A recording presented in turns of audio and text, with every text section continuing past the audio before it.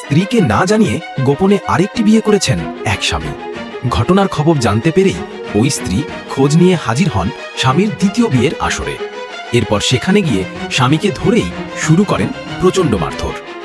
ঘটনার ভিডিও সামাজিক যোগাযোগ মাধ্যমে ছড়িয়ে পড়ে মুহূর্তেই ভাইরাল হয়ে যায়।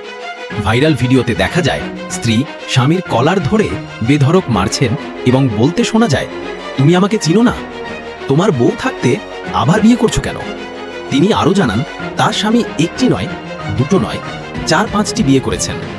স্ত্রীর ক্ষোভ, আমাকে বাদ দিয়ে তুমি কেন আরেকটা বিয়ে করলে? তুমি কে? তুমি কি আমায় চিনো না? আমার মুখ চিনতে পারো না? তিনি আরও বলেন, তুমি জানো তোমার স্ত্রী আছে, তবু আবার বিয়ে করলে? তোমার বাবা মা সব দেখেছে, প্রমাণও আছে।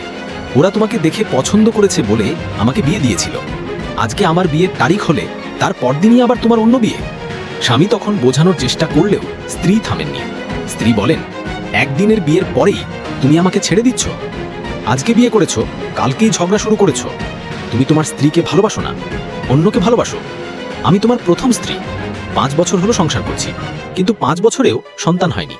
কাগজপত্রে সব প্রমাণ আছে। অভিযুক্ত স্বামী অবশেষে সবার সামনে মাথা নিচু করে স্বীকার করেন, হ্যাঁ বিয়ে করেছি, তবে এখনো বাসর হয়নি।